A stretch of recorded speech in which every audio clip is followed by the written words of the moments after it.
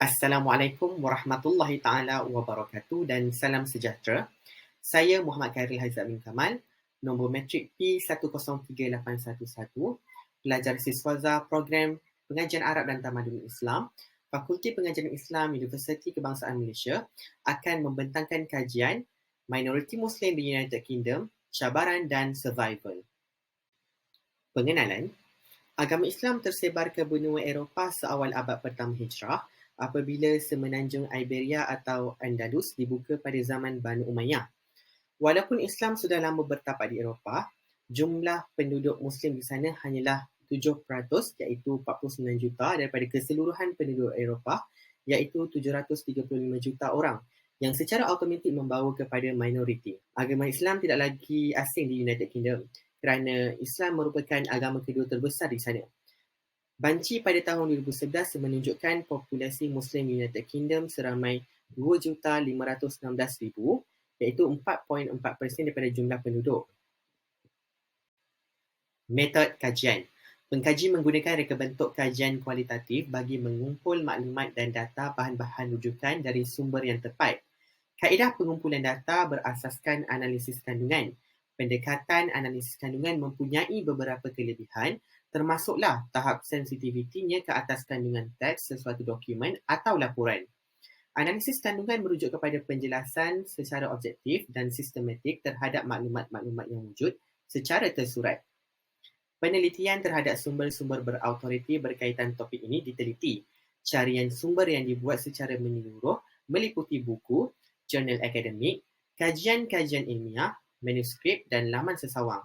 Sementara kaedah analisis data pula, kaedah tematik digunakan bagi menentukan tema-tema tertentu berdasarkan objektif kajian.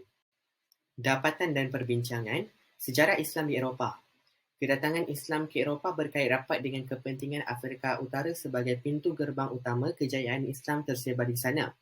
Kejayaan ini bermula apabila ekspedisi ketenteraan yang diketuai oleh Tariq Ibn Ziyad berjaya menguasai Andalus pada tahun 711 Masihi. Tentera Islam berjaya mengalahkan tentera Kristian dan meneruskan perluasan kuasa sehingga ke Cordova dan Toledo. Semenjak daripada itu, Islam telah tersebar luas ke seluruh Andalus.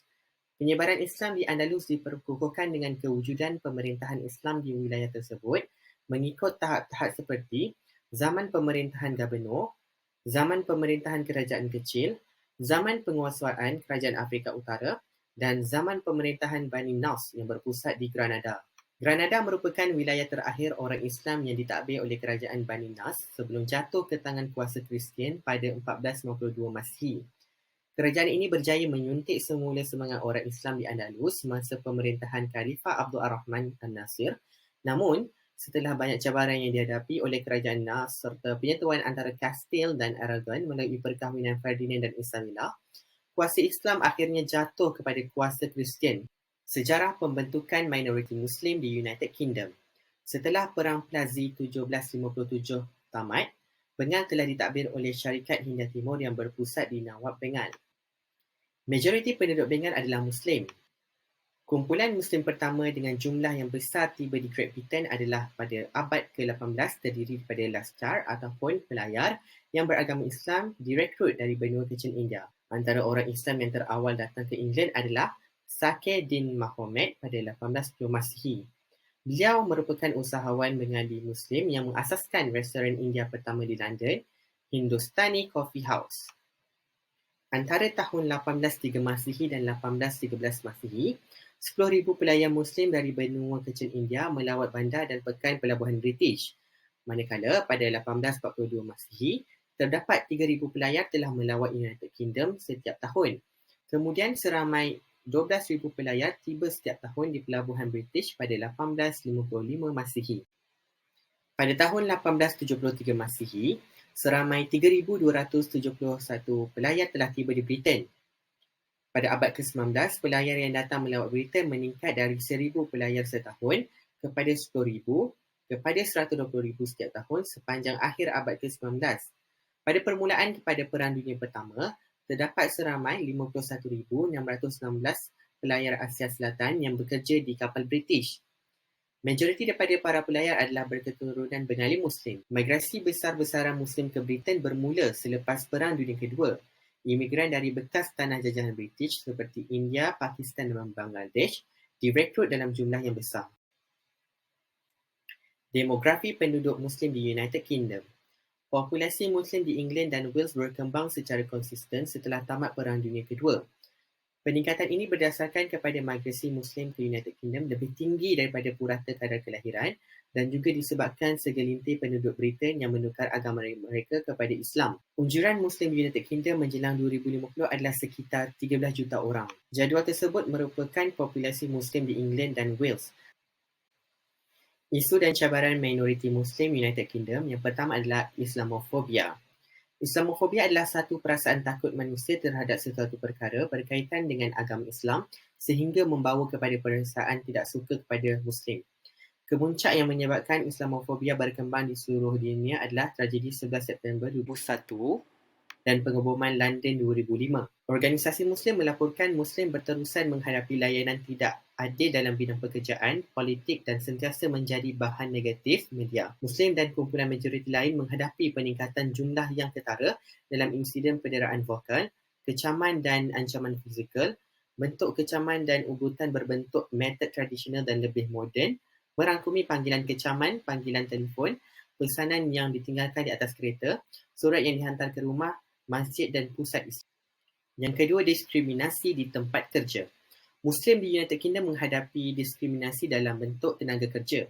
76% lelaki Muslim tidak mempunyai pekerjaan berbanding dengan lelaki kulit putih dan Kristian British yang berumur sama dan mempunyai kelayakan yang sama. Manakala wanita Muslim dari generasi pertama iaitu Bangladesh adalah 6 kali lebih berkemungkinan menganggur berbanding wanita bukan Islam yang berkulit putih. Manakala wanita Muslim Pakistan dan berkulit hitam menghadapi diskriminasi 4 kali lebih berkemungkinan menganggur berbanding wanita kulit putih dan bukan Islam. Laporan ini diambil berdasarkan faktor-faktor seperti tahap pendidikan, data belakang keluarga dan umur.